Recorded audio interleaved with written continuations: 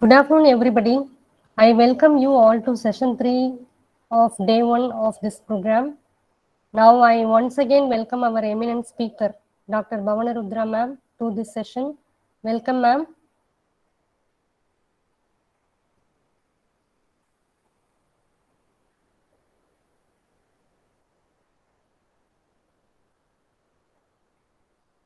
Am I audible? Yeah, thank you, ma'am. You're audible. Okay. Now, Yeah, I request Dr. Bhavana Rudra ma'am to take over the floor. Thank you, ma'am. thank you, ma'am. Ma'am, if you stop sharing, then I can share my screen. Okay, ma'am.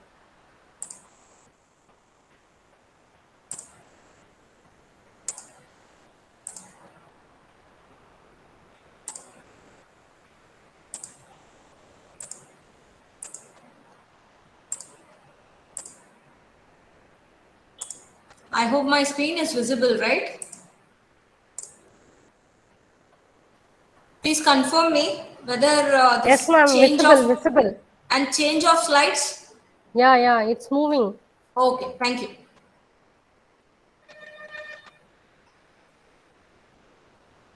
So, good afternoon, everyone.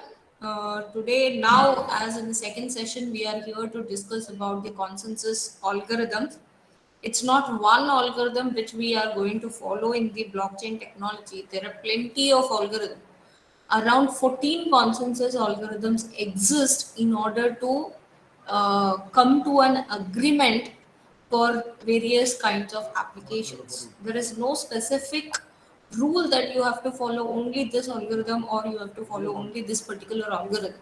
Whichever you feel comfortable with that, we are going. But only thing is the computational resources, how much it is going to utilize if you go with the agreement, and how much security you are going to gain with the help of those algorithms. That is the avoidance of 51% attack, whether you can avoid or not. That matters a lot for the implementation of the algorithms.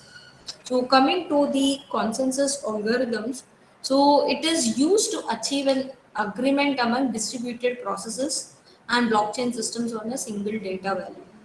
In the distributed computing and multi-agent systems, solving the problem on consensus mechanism is essential in order to have a healthy network. So, what do you mean by healthy network? That is nothing but we are having a secure network, secure and uh, no more confusion based network.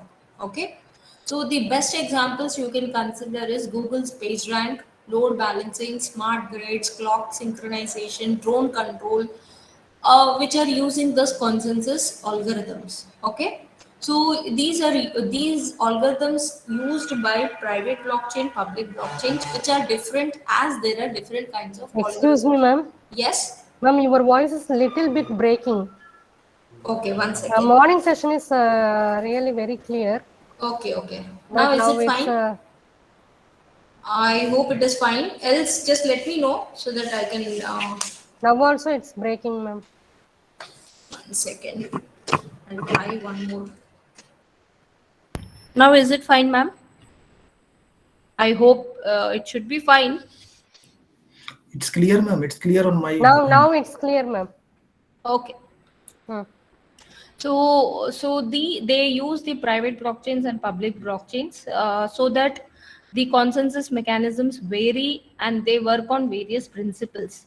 So coming to the objectives of the consensus algorithm, these are the common objectives which are to be followed in order to perform one particular transaction and go for the consensus algorithm. So first thing is agreement seeking. The consensus algorithm should able to bring out the agreement among possible nodes. Whatever the nodes which are involved in the transaction, they should able to come to an agreement so that they all can sign that particular agreement or they can accept that agreement for the entire till the end of the transaction. Okay, and they should be collaborative and cooperative. So collaborative in terms of they should work together for the outcome so that they can be the first in the group. Okay, it is like if let us say 5 nodes are involved in a transaction, So collaborative in this, in terms of, if I can able to solve half of the puzzle which has been assigned by the source, okay, so at least that half has to be forwarded to the next node, so that that next node can start from that particular half. Instead of that, instead of sending the half of the solved puzzle, if I send just an as it is, then the other person in other node in the network need to start the transaction from starting, sorry, need to start solving the puzzle from the starting level. So this will make the, if they work together, they can even share the coins which they are going to gain by, while solving the puzzle. So they should be cooperative also, collaborative and cooperative, so that they should work as a team. Okay, so so that their group should be the first one, and they should have their own team, so that all can able to come to an agreement saying that we will work together, whatever we will get, we will share equally, okay, while solving the puzzle. And they should not misbehave in the network. Okay, next comes the egalitarian. Egalitarian is nothing but a group of nodes seeking to build a consensus, that each and every vote has a equal weight. So if the vote of one node cannot be more significant than the another, so we cannot give importance for X node, and we cannot give Y node the least importance. So everybody is equal in the network, and they all supposed to build a consensus. If I say that I'm going to enter the network, but I'm not going to ready or sign on the agreement, then this node, the other node, should not allow me to perform that particular transaction. Okay, so this is how the egalitarian will be reached or achieved. Inclusive and participatory. Inclusive is nothing but many nodes should be involved in order to complete or approve a particular transaction, whether it might be, may not be a regular voting, where generally we feel that my vote is not, I mean, it is not valid for long run. Okay, and it won't have any particular weight, but it is important in terms of any transaction. So the process of consensus should be active, where every node should able to participate in the overall process. So here we say, if this is satisfied, all 6 objectives of the consensus algorithm get satisfied, then they agree to become a node into that node to be entered into that particular network and perform the transactions. So the properties of consensus algorithm consist of 3 properties: the structural properties, security properties, and performance properties. Coming to the structural properties again are divided into 3 more properties, that is node type, what kind of a node you are referring to, because consensus algorithm will able to have different types of nodes. Some nodes are just meant for the puzzle solving, those are called as miners. Some nodes which involve for the exchange of money or only for the messages. So these are the varieties of the nodes which are involved. So that is the reason they say that what is your type, node type. Okay, and next comes this structure type, which always consists of various nodes organized using the idea of committee. So it forms a committee, and it tries to divide into 2 or multiple committees and try to solve a particular uh, problem. Okay, next comes the underlying mechanism. It refers to the basic process deployed by the consensus algorithm in order to pick a specific node. It is like a lottery, which may be a probabilistic mechanism based on cryptography or randomized mechanism. So these are the 3 types of structure properties, which consist of the node type, structure type, and underlying mechanism. This underlying mechanism, the voting, which consists of the structure type and underlying, consists of again single committee, committee type, committee formation, and committee configuration. It is almost equal to your election committee, where a single committee will be assigned in order to have a special group of nodes and the participating nodes that will generate the blocks and expands the blockchain. So this is a single committee. The name is itself is called a single committee, which has the authority to consider the special group of nodes among the participating nodes and allow them to generate the blocks and expand the blockchain in the particular network. Then the committee type consists of whether you are using a open committee or a closed committee. That is nothing but private blockchain or public blockchain. Okay. Next comes the committee formation.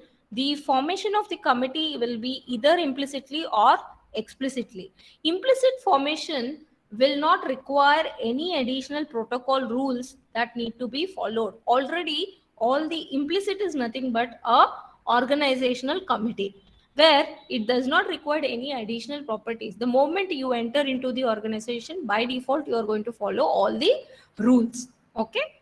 And explicit committee formation allows a node to take more protocol steps to be a part of a committee.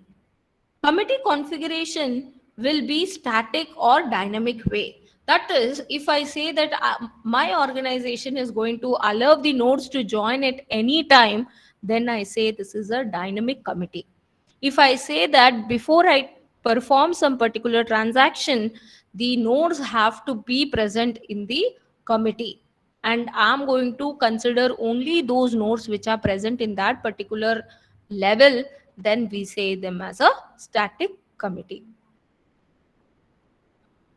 And the block.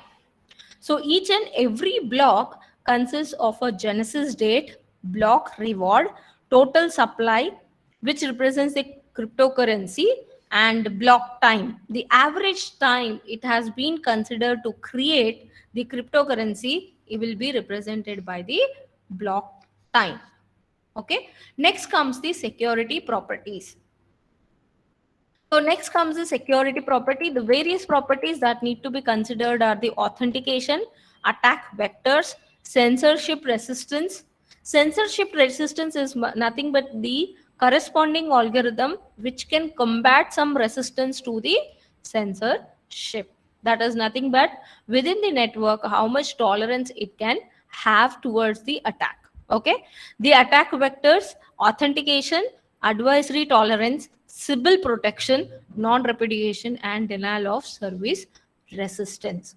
I'm just reading the headings because everybody knows all these things. Sybil attack, non-repudiation, DOS attack, authentication, attack vectors. So all these things are known. So I'm not explaining in detail.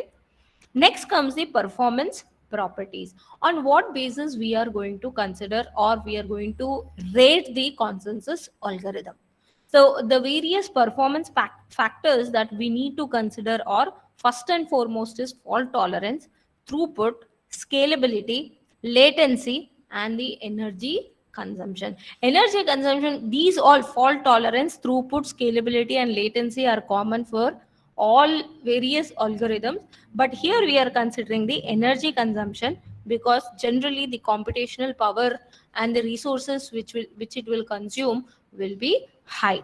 So for that reason, we say that this is also a part of performance property. So next comes the consensus algorithm. So everybody, generally people will know only these things: proof of work, proof of stake, or ripple, or proof of luck, or proof of burn. But rest of the algorithms people doesn't know. I mean, it is not that much in use.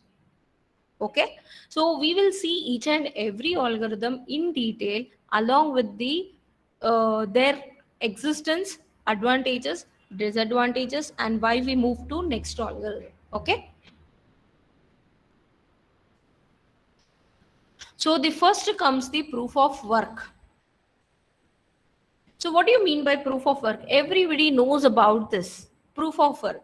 It was invented in 1993, but Markups, Jacobson and Aries have coined the word proof of work in the document published in 1999. Okay. So the standard algorithms for each and every Bitcoin or Litecoin, we generally go with the proof of work. Okay. The participant node is expected to show the work that they have completed and submitted, uh, which allows them to obtain the right to add new transactions in the blockchain. The proof of work consists of the miners who compete against each other in order to complete the network transaction so that they can get the rewards. The puzzles which have been given in the to the miners will have the ability to quickly prove the solution, which is the working principle for the next level of transaction. The mathematical problem is a problem that requires a great deal of computational power to solve. Okay, so the two properties which we are going to consider for the proof of work is it is very difficult to solve the mathematical problem. The correctness of the solution can be easily verified. Fine. So in this case, each block will consist of the hash of the previous block hash that increases the security and prevents the violation of the block in any case. Okay, so the new block is created if the miner succeeds to solve the puzzle.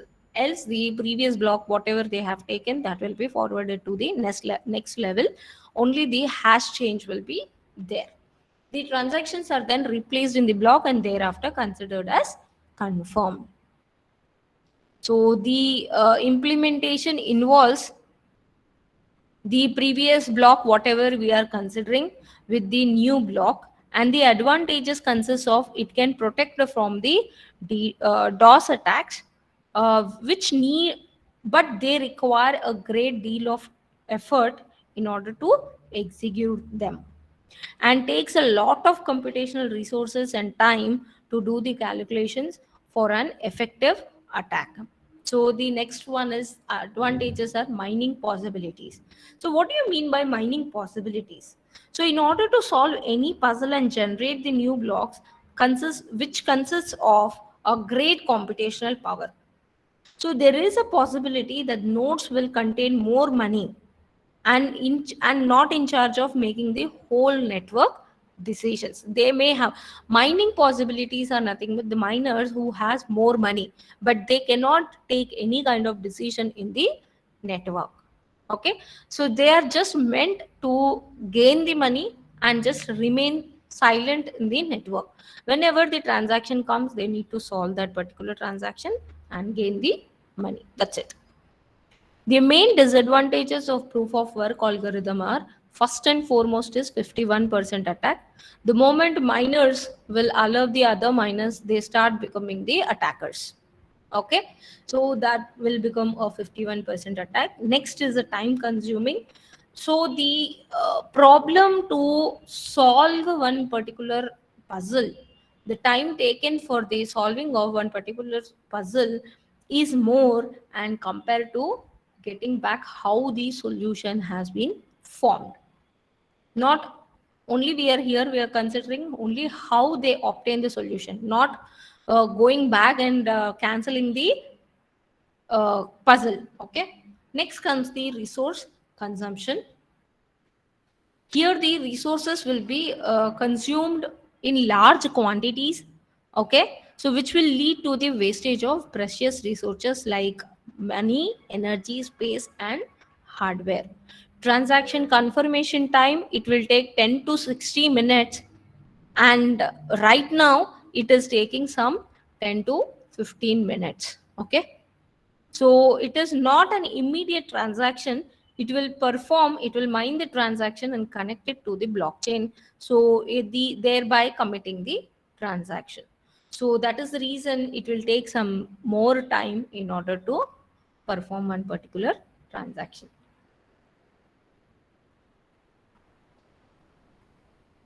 Next comes the useless calculations.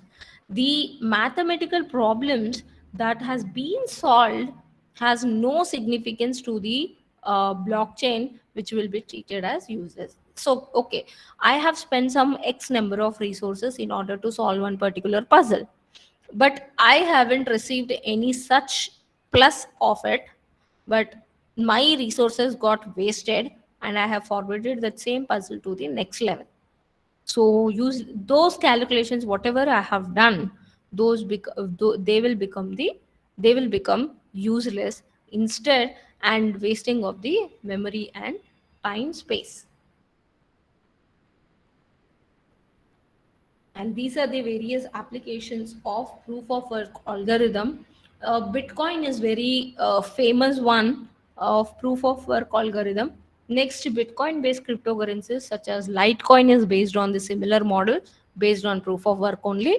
Ethereum is another big project of proof of work. This is fair enough to assume that proof of work consensus algorithm is used by many of the blockchain algorithms, although they know that the time consumption, resource computation, and there exists the useless calculation, but still it is easy to understand. So that is the reason people adopt the proof of work concept.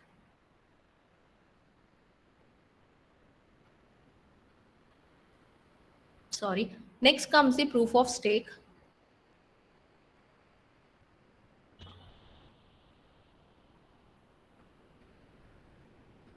So this states that how many coins he or she owns, and they have put it as a stake. And once the miner will hold the Bitcoin or altcoin, the more mining power will be having that particular miner. Proof of stake was created as an alternative to proof of work in order to handle its disadvantages. PP coin was the first cryptocurrency to apply proof of stake to the blockchain. In proof of stake, there are validators instead of miners. These miners, like in proof of work, we used to call them as miners, and in proof of stake, we call them as validators, who are here to validate that particular transaction. Okay, so some of their ethers are locked by the validators, so that if any problem occurs and the nodes will act in different fashion, immediately their stake will be taken by the rest of the validators who are present in the network. Okay, so this is how it is handled.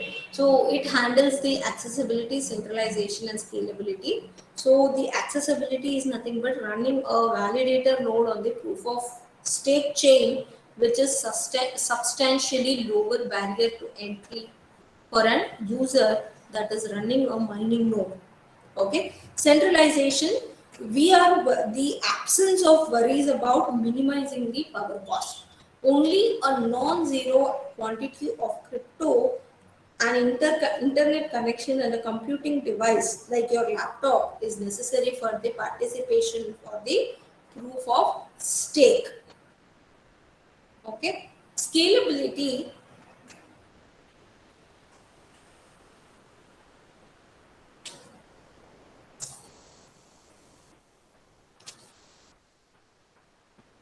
Scalability is nothing but the proof of stake architectures allows the implementation of scalability solution, which is known as sharding.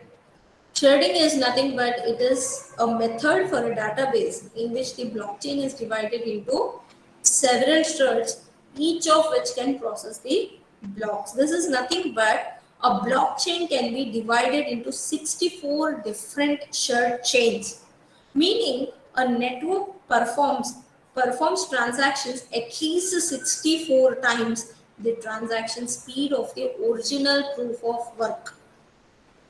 Sharding would aid the scalability of proof of work networks, but have a consequential effect on network security. If you are going to divide it, the proof of stake, then the network validators generally they deposit, and the validator node they have to ensure that the validators are chosen to validate the blocks on different chains randomly via a proven random algorithm. So in order to achieve this scalability, they use the almost like maximum 64 shards can be done, which is a part of like you are going to create that many different blocks and you're going to send it to the chain so that they all the blocks can get the acceptability from each and every node. If you see the difference of proof of work versus proof of stake, so mining capacity depends on the computational power, validating capacity depends on the stake in the network. So over here, even the 51% of the cryptocurrency on the which is practically impossible, therefore making the 51% attacks is impossible in proof of stake, whereas 51% attack is possible in proof of work. So miners will receive the block rewards to solve the cryptographic puzzle, whereas the validators do not receive a block reward. Instead, they collect the transaction fees as a reward. So a systematic or procedural manner will be adopted for in the proof of stake, whereas in the proof of work it is like a slaves. You are making them to work and you are paying for that. Whereas over here it is like a equal right in proof of stake. So the various advantages of proof of stake are high speed as compared to proof of work, lower energy consumptions as supercomputers are not required because it can be used only using your laptop or any other thing, lesser hardware requirements as users can participate even without setting up a supercomputer. The main disadvantages of proof of stake is it is vulnerable to any person with ample money to invest. So I have less amount, but I want to enter into a transaction with the help of proof of stake. And in that case, it will not allow me into that particular network. That is a disadvantage of proof of stake. And one more thing is the wealthier people will get wealthier over here, and poor will be poor. That's it. So this is called as wealthier syndrome. That is like consensus may have influence only for the wealthiest people. So this is how the proof of stake will work, and it will not be achieved properly when because it makes the rich people to be rich, more rich, and poor to be poor only. Like that only. There is no gain, no loss for the poor. They'll be just like that. That's it. No other thing. Next comes the delegated proof of work. So before I discuss about delegated proof of work, let us discuss about least proof of stake. Least proof of stake is nothing but it is a type of proof of stake consensus algorithm by which the Waves the blockchain network aims to achieve the distributed consensus. The regular, whatever we have seen in the proof of stake system, each node holds a certain amount of cryptocurrency. Whereas in the leased proof of stake, the on the Waves platform, users will lease their balance to full the nodes. So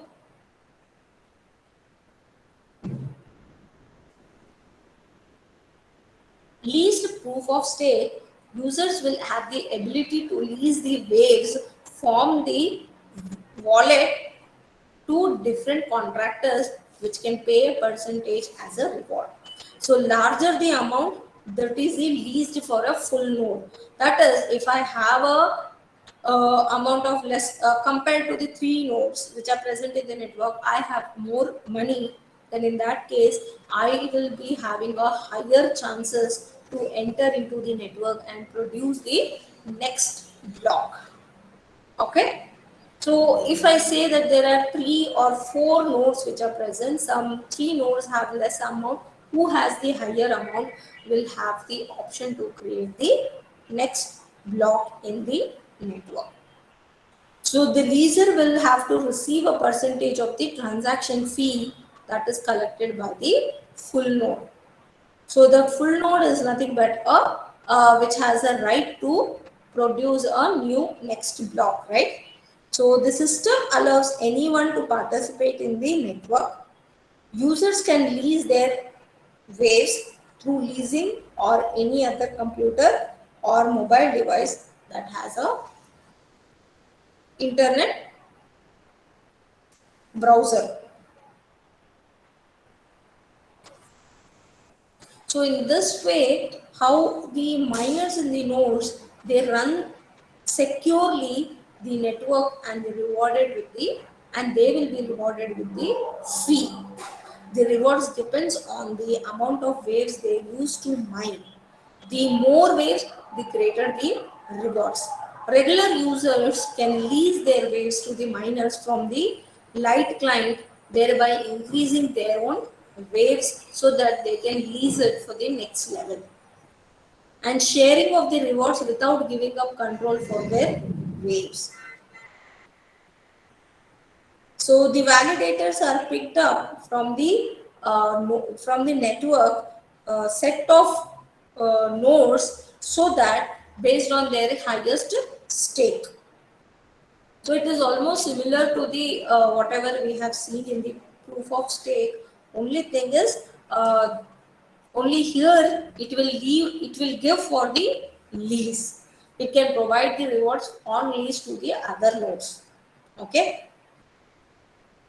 So nodes can use the lease, and the node configuration file will enable the parameter to start and generating of the blocks on behalf of their particular network. So how the rewards will be given then? Based on the conditions among all the lease nodes which are going to involve in that particular transaction.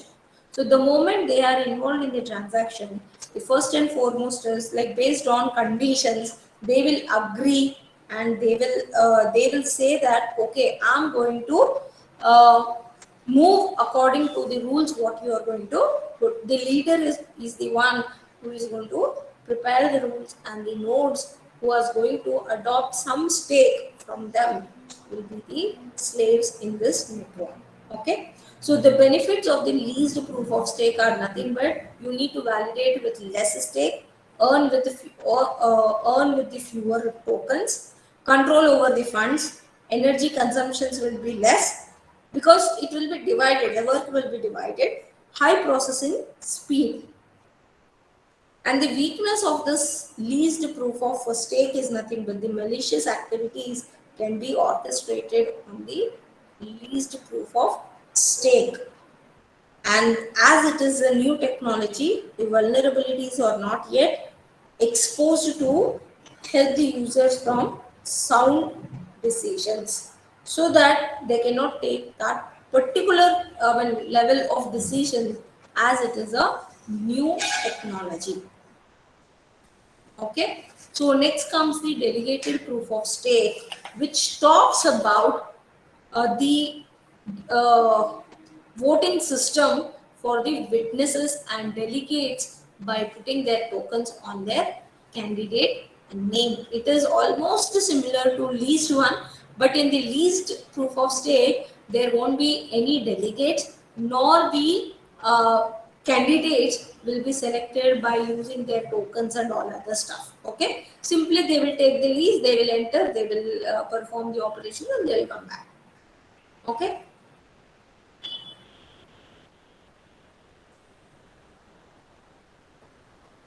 In different cryptocurrencies, the role of witnesses and delegates differ, and one role may observe or even abolish the functions of another role.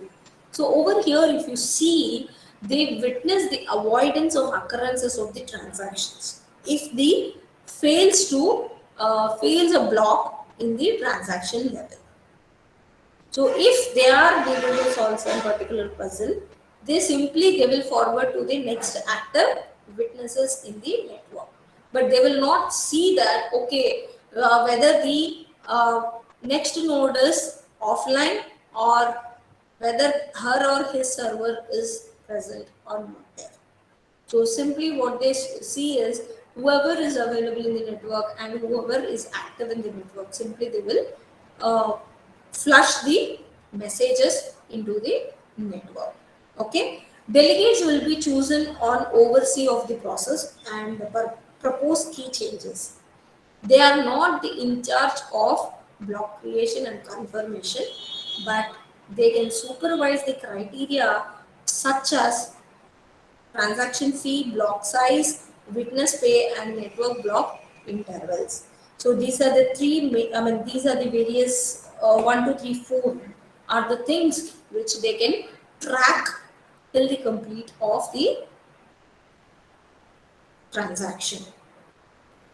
So the various advantages of delegate proof of stake is scalability, speed, energy requirements, defense, decentralization, egalitarian. The disadvantages of proof of stake, delegated proof of stake, as it involves the involvement and coordination, so generally which will be failed. So it is very difficult to have a efficient control on the panel of witnesses, because we don't know whether those witnesses are genuine or they are just influenced by the other nodes which are present in the network. So they are vulnerable to real-time voting flaws. Users with small stakes, for example, may decide that their vote does not matter. Okay, so in that way they can get rid of the voting system. But everybody is equally important. Only thing is based on their rewards, whatever they have. So based on that, they will feel that whatever stake they have, not rewards, stake. So whatever stake they have, they feel that if they have less stakes, anyways they will not be considered much important. So in order to solve that, they can just ignore. That is the reason the nodes which have these small stakes will not involve in the voting system. Okay. So these systems are susceptible to centralization as there are small number of witnesses in the network. Next comes the practical Byzantine fault tolerance. So what do you mean by practical Byzantine fault? What do you mean by Byzantine node? Byzantine node is nothing but the attacker node which is going to present in the network, and it will act against to the nodes which are present and try to confirm or try to gather the information and deliver it to the outside nodes in the outside the network nodes. Okay, so in order to control them, what we have to do is we have to come up with some method where agreement is made and make these Byzantine nodes as null nodes. Although they exist by default, they have to follow the rules. Okay, so in that way they have come up with the application of practical Byzantine fault tolerance, where it will provide a realistic replication of the Byzantine state machine and run even when malicious nodes are functioning in the system. Nodes are sequentially ordered in a PBFT, practical Byzantine fault tolerance, which is enabled distributed system with one node being the main, that is nothing but the leader node, and others are referred as a secondary nodes. Okay, we assume that all honest nodes using the majority rule help to find the consensus on the state of the system. The functional Byzantine fault tolerance system will operate as long as the maximum number of malicious nodes in the system must not be greater than or equal to 1/3 of all nodes which are existing in the performance of the transaction. So this consists of following steps in normal case operations with a very high level, that is the request, Next, pre-prepare, then prepare, commit, and reply.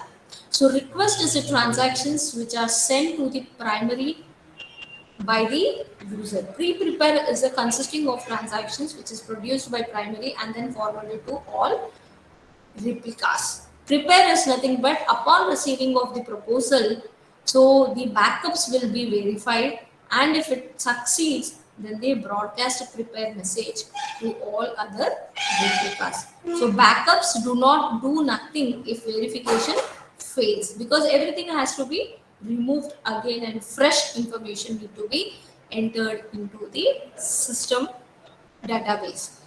So the moment commit will come, so we, upon receiving the prepare messages from 2 by 3 of the all backups, the commit messages will allow to be broadcasted by the replicas. That is the second round of voting. If nobody has been elected as a leader in the network, then the second round of voting will be performed, and then the second round of voting will be performed, and then the leader will be elected among the available nodes in that particular network. Reply is nothing but the client gets to see the result of the consensus algorithm. So the main, before I say about advantages, yeah, before I say of advantages, the basic platforms of using the PBFT variants are nothing but Zilliqa, that is nothing but it combined with the proof of work consensus algorithm. So these are the platforms. Zilliqa, Hyperledger Fabric, and Tendermint are the one. They use the practical Byzantine fault tolerance algorithm along with the combination of proof of work consensus mechanism.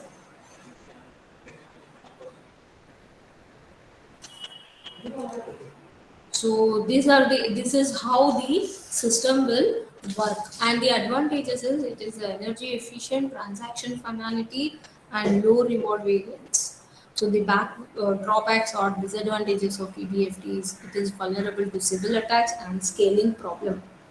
So scaling is nothing but due to the communication, it may not scale properly, and time taken to respond for a request may also get increased. So it is like a big O of n power k time it may take, where k is the number of nodes which are involved and n is a message. So a little time consuming. So that is the reason we say that this is not that much worthy to be used.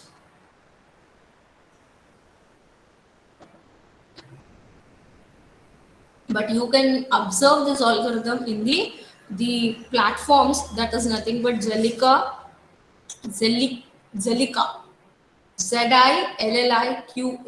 If you want to search on this, you can search on this Zilliqa, Zilliqa, which is a combination of PBFT and proof of work, Hyperledger Fabric, and Tendermint. Tendermint has been combined with PBFT with DPoS, that is delegated proof of stake.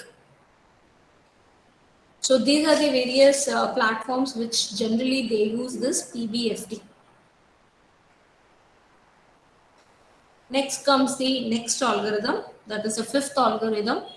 So that is nothing but Ripple, that is RTCA. So Ripple is nothing but the Byzantine agreement protocol with low latency and capable of achieving the consensus without complete agreement. So here it is not required to have a complete agreement, but still it can achieve to a consensus agreement. Okay. So over here, if we see, Ripple provides its users with lower transaction latency and greater throughput. So that is the reason the inception, if we compare with other decentralized algorithms such as proof of work or proof of stake. Compared to proof of work and proof of stake, this will give the greater throughput, but it is not perfect if you go through only with this. Compared to those two, This gives the better, lesser time to give the throughput.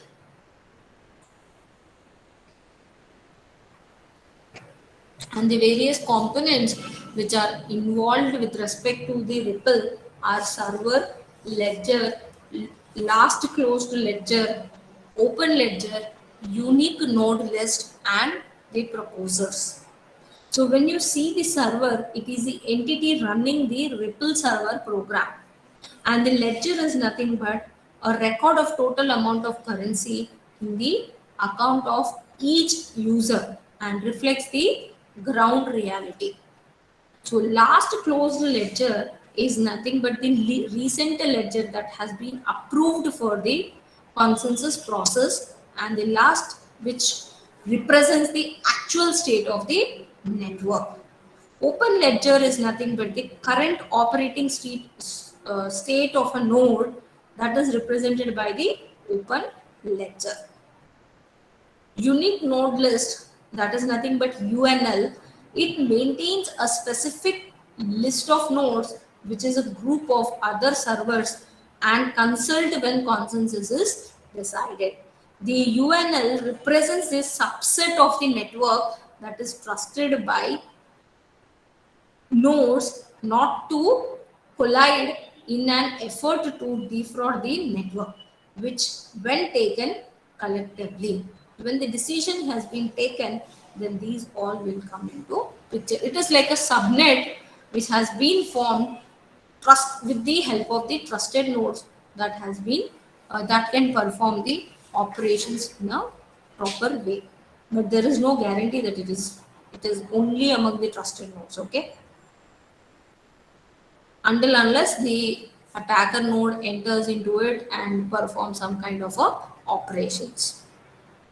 Next comes the proposers. Proposers are nothing but any server which can broadcast the transaction and includes the process of consensus when so that it can include the when and where, so that it can include the round when the round has been begun, and every server which attempts to include the every valid transactions, and where it has to be stored. Okay, so these are the two things which it will consider, and it will try to give the proper information. So next comes the Paxos. So generally before going for Paxos, the basic algorithm, the Ripple algorithm, proceeds towards the multiple rounds with the occurrence of following followed by the server takes the legitimate transactions by default. The server will merge the candidate sets and the transactions which are received more than minimum percentage of yes need to be considered, and a minimum of 80% of the UNL need to have a server agreeing on the transaction. Then only the rules, if this has been followed by the system, then we say we can adopt this Ripple rule and we can follow it for the performance of the transactions.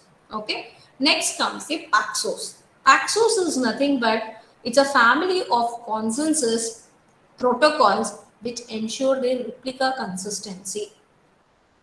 So the this execution will be tagged with higher number seen by the replica. The replica which is nominated itself as a leader, and the client will execute a command on the given replica. And it has a two-phase commit protocol which is like prepare phase and the commit phase. Yeah, prepare phase and commit phase. In order to as proceed with the algorithm, we need to assume that it has a concurrent proposals, it has a validity, and the majority rules it will be satisfied. Asynchronous network it will support. It will be fail stop false. Unicast it will allow, and the announcements that can be allowed by the Paxos. Then only if it satisfies these policies, then only we can say that this Paxos consensus algorithm can be adopted. In the prepare phase, I can say the proposer will send a message about the change of the related number of replicas. So replica is not seen as a modification before with the higher number than the number of proposals it is going to accept once the modification takes place. So commit phase is nothing but the message will be accepted by all the replicas. Then the proposer will send a request for approval. So the disadvantages of Paxos is nothing but dueling leaders and live lock. Dueling leaders. Sorry. So dueling leaders are nothing but if there are two presidents instead of one, then the attempt to pass the competing bills will be difficult. Who is going to pass? If one says, yes, let us approve this transaction, the other president says, no, this cannot be passed, then this kind of problem will exist in the Paxos. So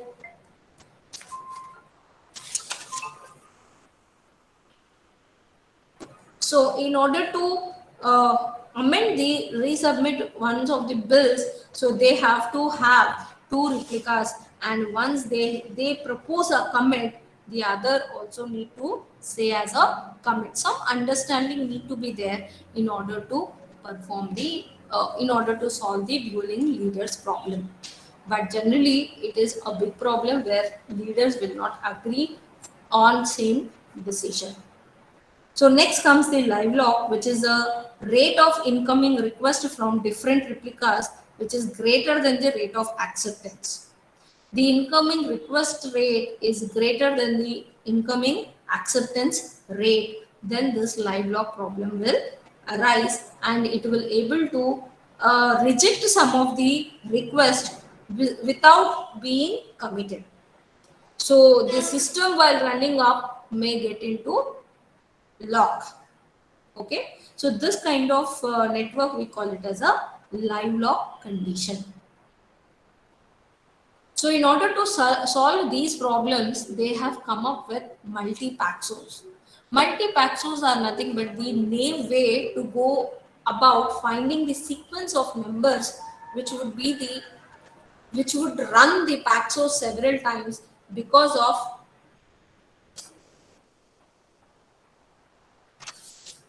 one round of Paxos which results in the decision of one value. In case of optimization, which can be performed assuming a single stable leader and skip the prepare phase. And it will have a leadership which will stay sticky. The first proposal number need to be sent out with will never be overridden because there is only one leader in the multi-Paxos. We have to perform the prepare step once and send accept messages in subsequent rounds of Paxos with n as the proposal number used in the original prepare request and additional parameter that requires a sequence number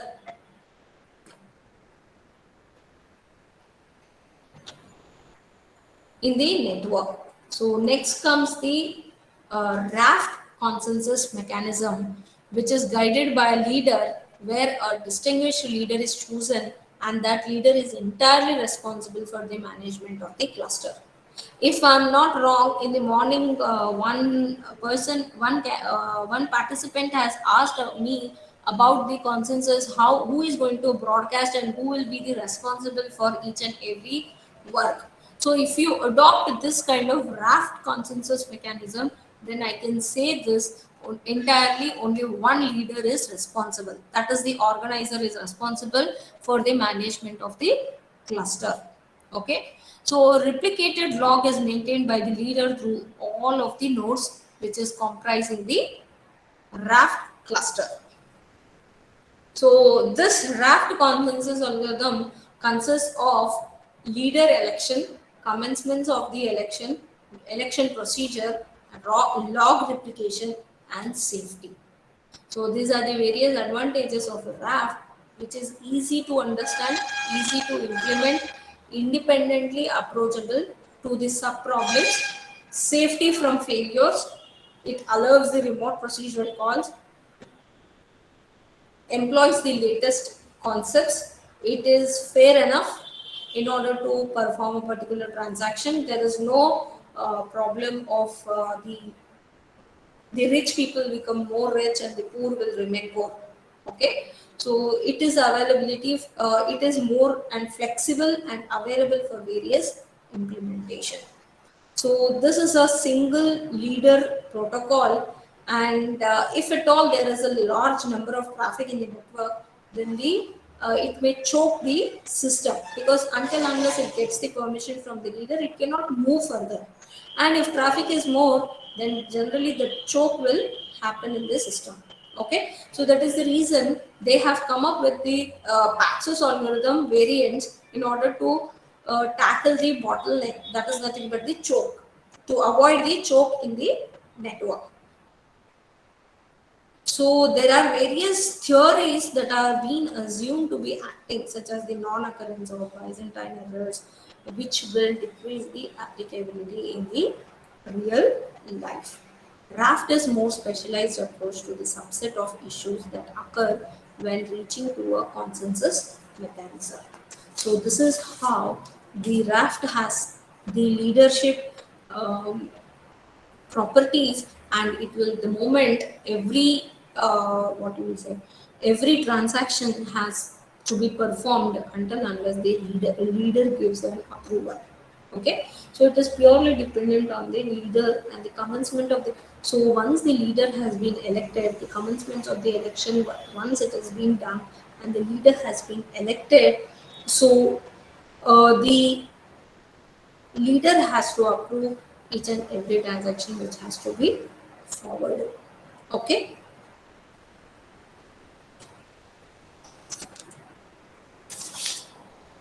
So next comes the proof of elapsed time. So what do you mean by elapsed time?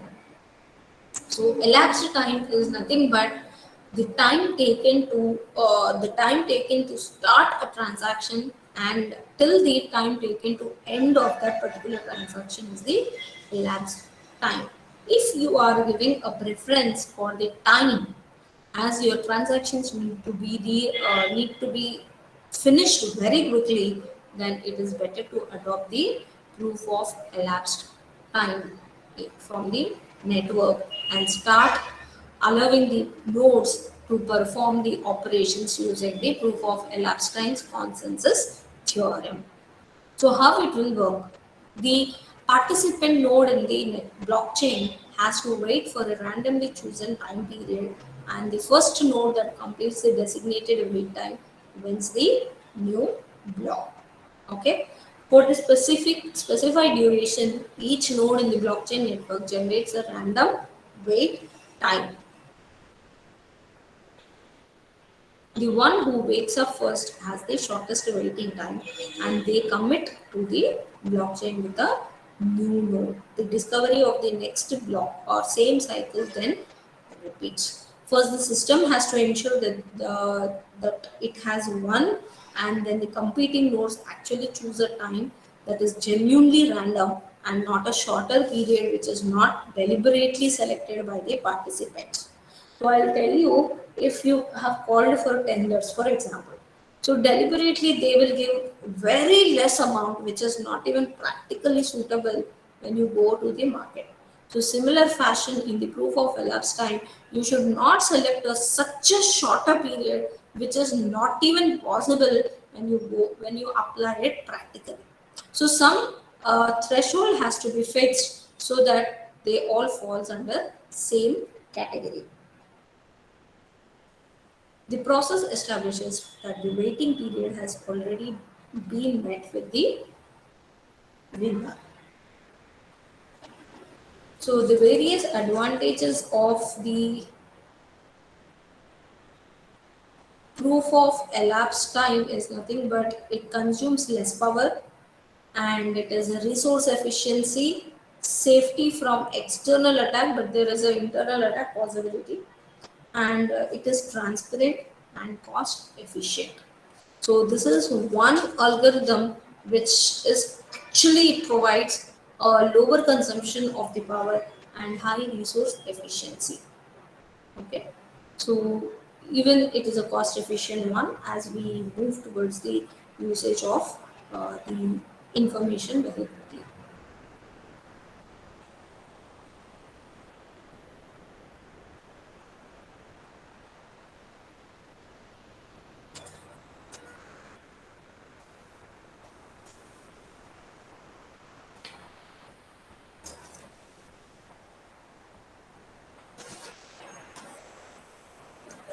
So next comes the proof of burn. Proof of burn is nothing but you are consuming the coins. Okay, if you remember morning when I have discussed uh, types of blockchains, then I have discussed about side chains, right? So in that a one-way peg chains and the multiple two-way peg chains. One-way peg chains are nothing but the coins which is utilized in order to perform some particular transactions. So that is nothing but burning of the coins. They cannot, we cannot get back those coins. That is, it is equal to the time which you are utilizing, and you are spending some time which you cannot get it back. Okay, so that is the same concept they have used, and they have come up with the proof of burn consensus mechanism. Okay,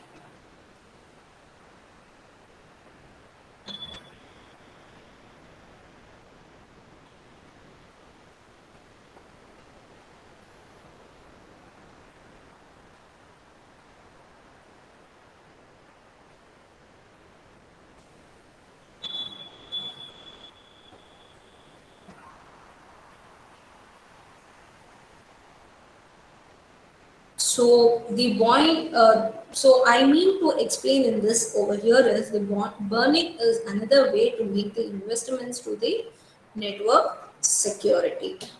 So this is the best example you can see. The more the coins, the transactions are being performed, the miners, those who are burning the coins in order to prepare one particular block and send it to the network. So the main advantages of proof of burn is nothing but increased sustainability and reduced power consumption. Mining hardware is not required. Coin burns are virtual mining rigs. The circulating supply is reduced by the coin burns. Miners are encouraged for long-term commitment so that we can say them, okay, if not in this particular transaction, you may gain profit in the next transaction. So try to involve yourself and try to solve the puzzles. The circulation and mining of coins is less centralized. The disadvantages of proof of burn algorithm is it is less transparent, lower the speeds, less eco-friendly, and less scalability. So what is the difference between proof of burn and proof of stake then? Proof of stake is you are going to put your some stake in order to validate, right? So then what about proof of burn? So one consensus process, one thing that is common between the proof of burn and proof of stake is that you are going to block the validators who are going have to spend their points in order to participate in the process. Okay, so the proof of burn or proof of stake, they have to have a block validators who are ready to spend their coins in order to participate in the consensus process. Okay, and proof of stake, we needs forgers to stake their coins, usually locking them up. But when it comes to the proof of burn, The block validators, on the other hand, have to lose their coins forever, whether they will generate a permanent or temporary economic stage. That is nothing but they are going to lose their coins whether they are getting involved into the uh, transaction, whether they are not going to get involved in the transaction. At that particular time, when they have agreed for the proof of work concept, so at that particular time, whatever is involved, whatever they have, that need to be utilized. Okay. So the proof of capacity has a two-step process which involves the plotting and mining. The plotting is nothing but the hard drive is plotted using a repeated data hashing, which includes a miner's account and list of possible nouns values. Okay, and each of these hashes will contain the 8192 hashes numbered from 0 to 8191. So you can see these are called as scoops. Okay, so they try to combine with the neighboring hashes to form a pair of two. Then we call it as scoop 1. So scoop 0 consists of a hash value 0 and 1. Scoop 1 consists of hash value 2 and 3, and so on and so forth. So the second stage, which includes the actual mining process, during which a scoop number is measured by a miner. If miner will start the mining operation and produces scoop number 38, that is nothing but it consists of these hash 28, sorry, hash 37 and 36.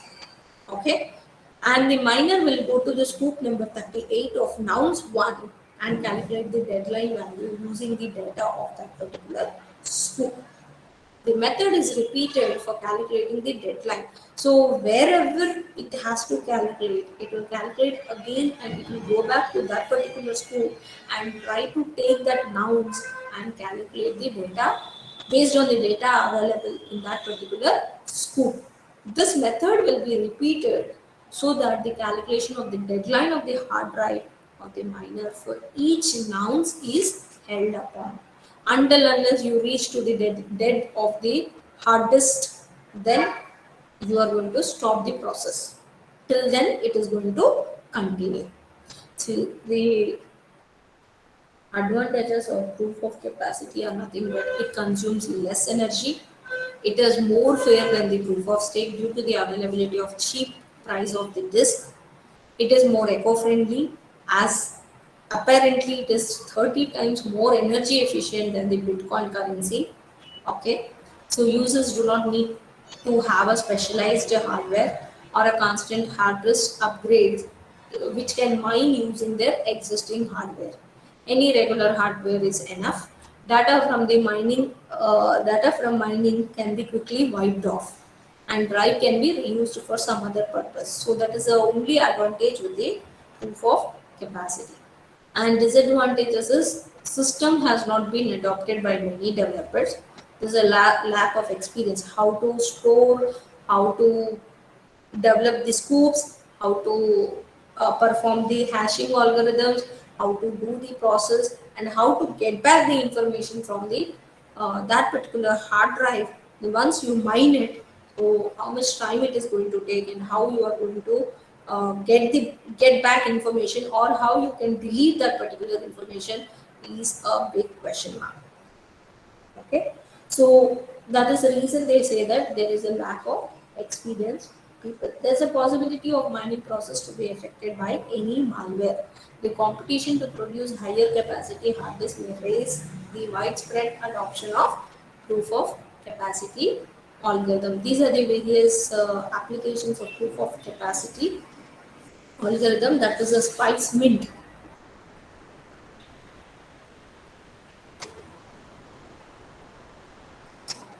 So the spice mint, what is the purpose of spice mint then? These are the various applications with respect to the proof of capacity, that is nothing but the perma coin, burst coin, and space mint. Okay, these are the various applications. The Burst coin and Perma coin, which have been used for the insurance purposes. So those applications have been adopted on proof of capacity. Okay, so this is how the information has been utilized.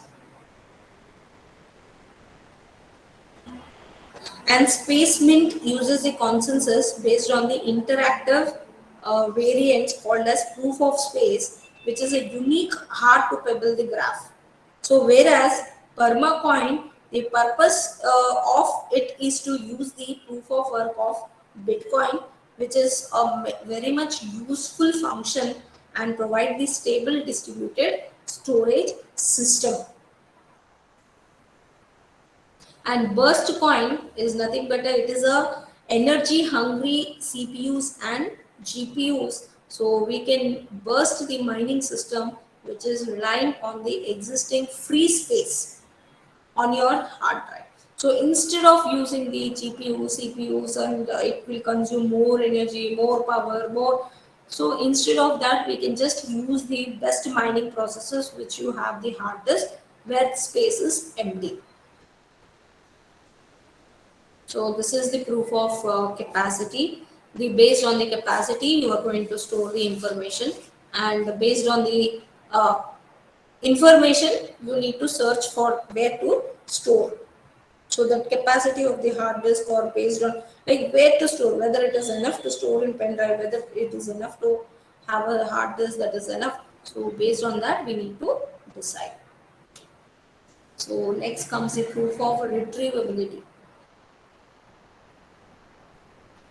So proof of retrievability is nothing but it offers a standard functions for issuing and verifying the file proofing on a random host. This is implemented by the protocol through a challenge response relation, which is nothing but your own audit. This is called as a heartbeat. So which allows the owner to check the host for the integrity and availability of the data. So for this, in this process, the client has to initiate the file F on the network N. So the file is encoded and then propagated across the network, and this file is stored by several peers by issuing the challenges to the peers. The file owner can check the integrity of the file. To validate the honesty, the client receives the answers to those particular challenges which have been assigned by the owner. Okay, so this is how the analysis will be performed to check the validity and honesty of the nodes which are present in the network. So how to analyze it? Proof of retrievability need to be analyzed. So one random small file can be checked instead of moving the entire file to the uh, node, right? In order to check the in order to check the integrity of that particular node. Okay, so the protocol, which includes the several criteria for modifying the security and performance trade-off, need to be adopted so that we can have a validity for the proof of retrievability, so that we can say that this is how it will work.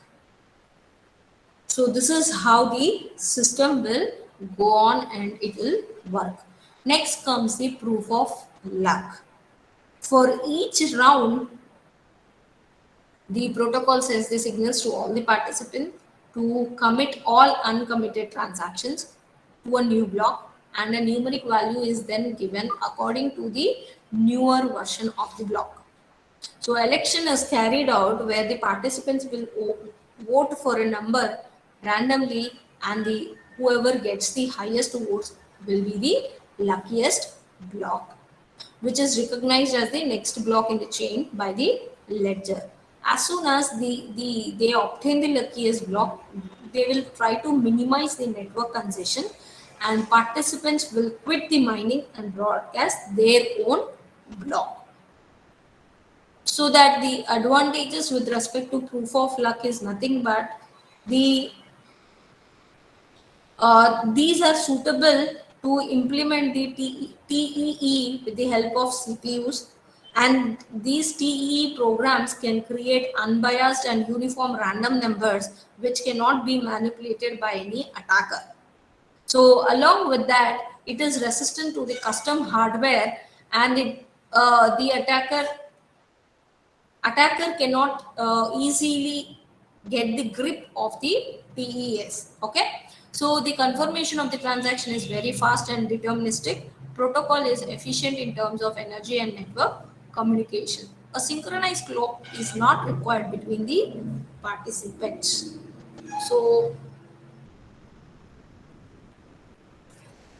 So I can say with this, the confirmation transactions and a synchronized clock, which is not required in the proof of luck, can be adopted by many applications so that the quick process can initiate it and the outputs of that particular process can be very fast. So the algorithm has to be chosen based on the so the various algorithms which we have discussed is around 12 algorithms which I have discussed till now, and each algorithm has to be chosen based on the best fit for the application and its use cases, whatever you are going to use. Then only we can say that this system is worth to be in the network and we are going to use it. So this is how I know I went little fast for some of the algorithms. I felt like I'm running short of time. That is the reason I just went little fast compared to the other, morning session. So now I'm open for discussion.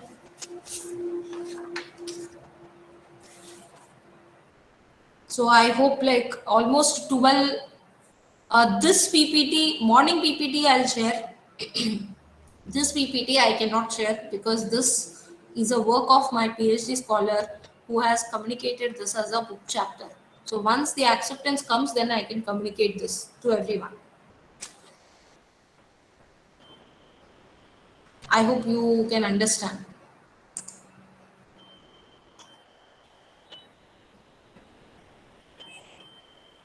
So questions, can we replace? Yeah, you can replace. Instead of proof of work, you can go with the proof of stake, proof of capacity, proof of retrievability, proof of luck. But it depends on which kind of application you are going. No, ma'am. Actually, my question. Sorry, my name is Dr. Vikas, and I asked that question. Can we replace this proof of work? My concept means I wanted to ask that can we replace this whole concept of proof of work, like thing, proof of luck or proof of anything, with some other mechanism? These are the algorithms, sir. You can come up with hybrid methods. But what do you mean by replace of these complete consensus? See, consensus mechanism is meant to avoid the attacks in the network. So agreements have been done before so that all the nodes which are involved, they can agree to it and they can follow those rules till the completion of the transaction. If you say that can we replace as what kind of rules you want to implement? Okay. So then you have to come up with new name. Okay, so means this can again a research area, new research area. Yes. Okay, so right now we don't have any mechanism to replace this complete thing. Complete thing cannot be one by one. Whatever the advantages, disadvantages are discussed, one disadvantage has been overcome by the other advantage, other algorithm. So in that way, they have come up with 12. So there was only 2 algorithms, proof of stake and proof of work. Now they have come till 12 algorithms. Yes. So, what do you mean by replace of the proof of work? Proof of work has been replaced with proof of stake. No, ma'am, but still there are means. Okay, we can discuss later on mail. Actually, I have some other queries. Okay, it's okay, no problem. No, if I'm not wrong, I would have given you some kind of idea. Yeah. I have got it, but I wanted to ask some other thing. Okay, I will send a Okay, no problem. You can mail me. Yeah. Okay. No problem. Okay. Thank you, ma'am. which area of consensus need more challenges to do research? All consensus algorithms require research because these all are open for various. They have some their own disadvantages. Don't think that this is consensus is something which is hi-fi. Okay, just go to your network security. We have so many algorithms: AES, DES, symmetric algorithms and asymmetric algorithms, right? So the moment we have invented RSA, people have not kept quiet. They have come up with elliptical curve cryptography, right? ECC. So why they have come up with ECC? So these are the like that area is always open for challenges. I can say that each and every area with respect to consensus mechanism, even tomorrow, if you come up with one more algorithm, people will come up with one more new algorithm saying that these are the disadvantages of that X person's algorithm. So consensus algorithm itself is a open area where you can select one particular algorithm and you can extend your research work like anything. I hope I have cleared your question, Abdul.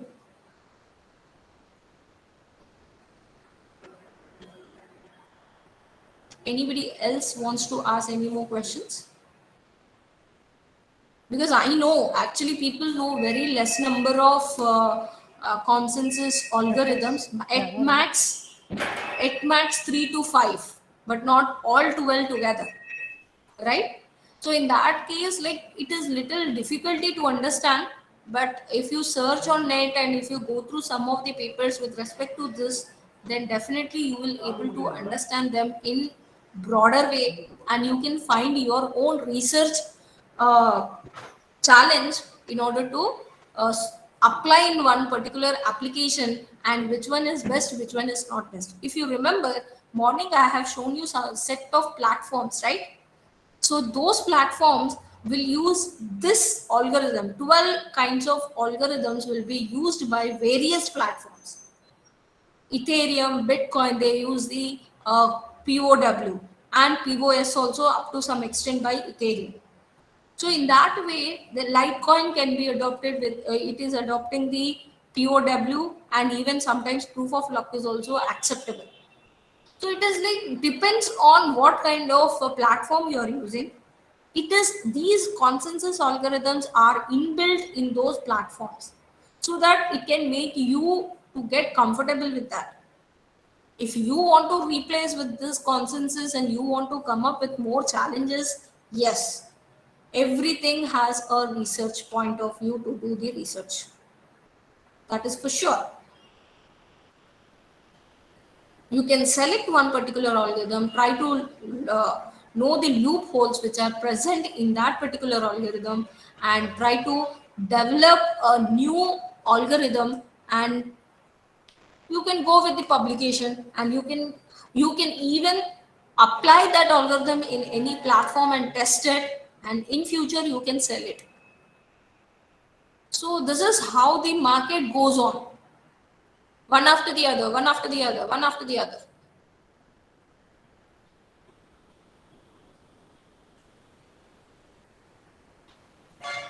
Is there any queries?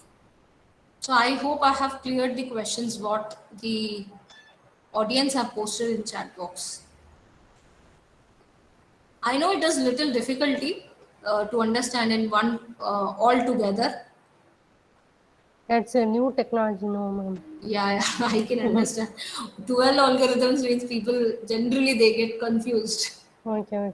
Yeah, that is reason. Today only we heard about proof of work, proof of stake. Okay, so these are all the new terms. Then cyber attacks. Actually, these are all the new terms for us. So, Is there any queries from participant side? Ma'am, I have. So thank you, ma'am. okay, ma'am. Somebody is asking, ma'am. Yeah. Please. Ma'am, And it's please wonderful give me session, some ma'am. Again, I feedback so have that I can small improve myself if required. question. Ma'am, one Thank you, question. sir. Yes, sir.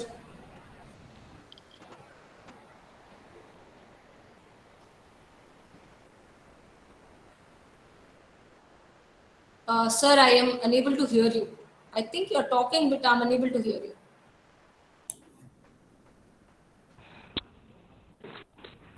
If not, you can type in the chat Yeah, box, ma'am. sir. Hello. Yes, ma'am. Ma'am, I have a Yeah, I question. can Like, hear you. there are many consensus algorithms. Is there any restriction that if proof of work is Yes. used in digital currency, can I be able to use it for Hyperledger or any other things? It depends for what application you are using based on that, sir. It So can it be used. There's no restriction. But only thing is some platforms, they have already, whichever suits to that particular platform, they have inbuilt that. okay. And if you want to modify, then you have to write the code and you have to make it to work accordingly. Thank you, ma'am. Yeah, sure, sir. Any other suggestions or feedback, please? Any feedbacks? In fact, I expect suggestions.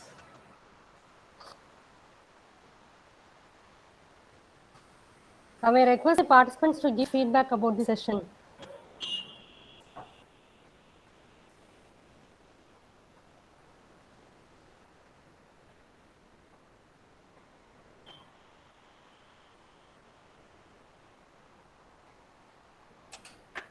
Okay, thank you, ma'am, Ma'am, for is your there any online source to learn the implementation of various blockchain platform? As such, blockchain platform, it is not available, but you can learn about Ethereum and Bitcoin in the online. Some are with the Java, based on Java, and some are using Python. So that much is available. You can just search over the net and you can learn. Some online courses are not available, but only the Coursera and other things, they are available, but not the exactly online platforms. Okay. So you can just go through some of the things and you can learn how they are working. That you can do. So using actually, JSPs, it is there. Using Python, it is there. That you can learn. Yes, ma'am, you were about to say something. actually, in our schedule also we include the workshop on development of D app Okay. Which app, and ma'am? D app, ma'am, Okay, D app. Okay. and about solidity and smart contract. So we included. Yeah, then in that case, anyways, today is a theory session and tomorrow you will have the Yeah, practical yeah, sessions. workshop. Yeah. Ma'am, if we use Python, Java, then what is the use of Solidity? So Solidity is nothing but it is using the Python only. Oh, Solidity programming only for smart contracts. okay. So it is using JSPs and this Python as a background. So you can just check it out. The area is very new. Okay.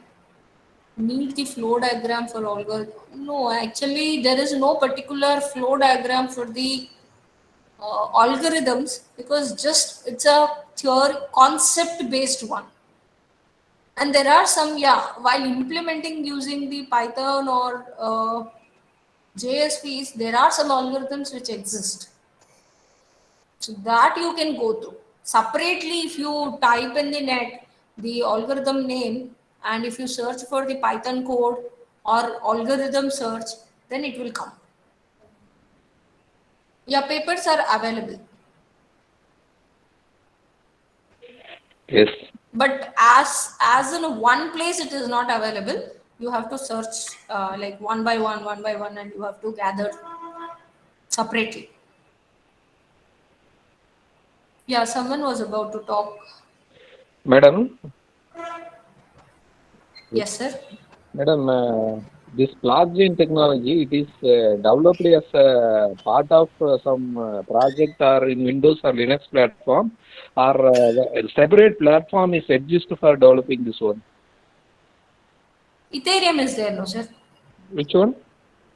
Ethereum. Ethereum. It will work on Ethereum. Windows as well as in the Linux also. Okay, madam. Is It's a it possible separate, to yeah. develop, write a code in a Windows platform? It is possible, sir. Okay. Actually, But only thing is you require Python or JSPs and this particular software. okay. So generally we go with Python coding for the private blockchain. So Okay. then there is no need of Ethereum also.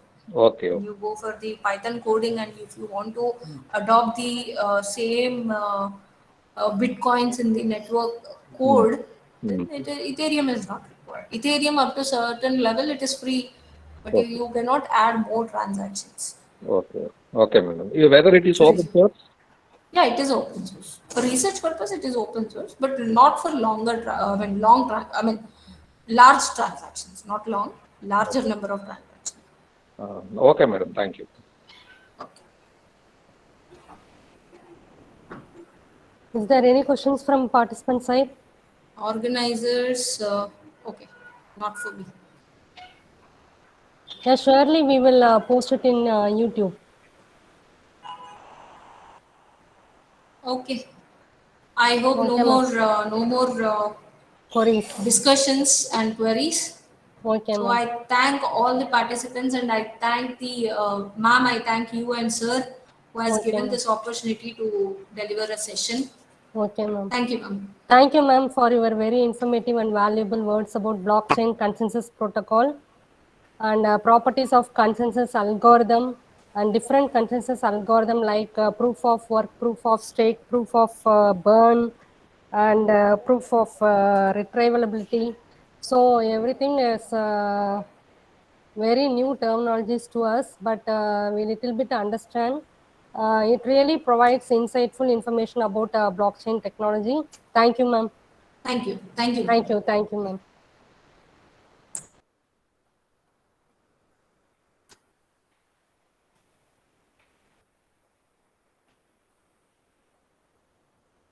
Now, I request the participant to give feedback about this session.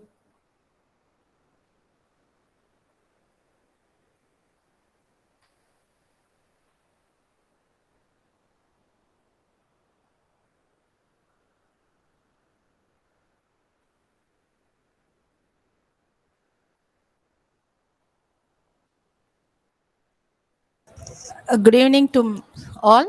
I am Kavita from University College of Engineering, Villupuram. The session was very nice. Really, as Madam told, the consensus algorithm is very new to me as well as for some of the participants. We have got some proof of work like that. It's a new term for us. Surely we have to learn a lot from you, ma'am. Thank you, ma'am. Thank you for your nice session, ma'am.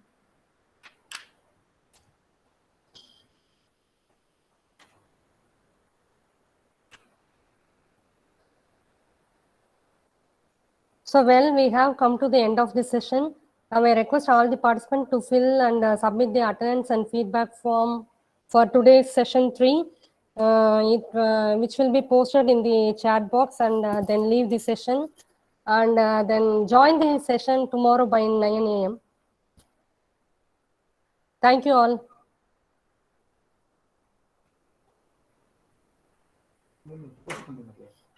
Post me.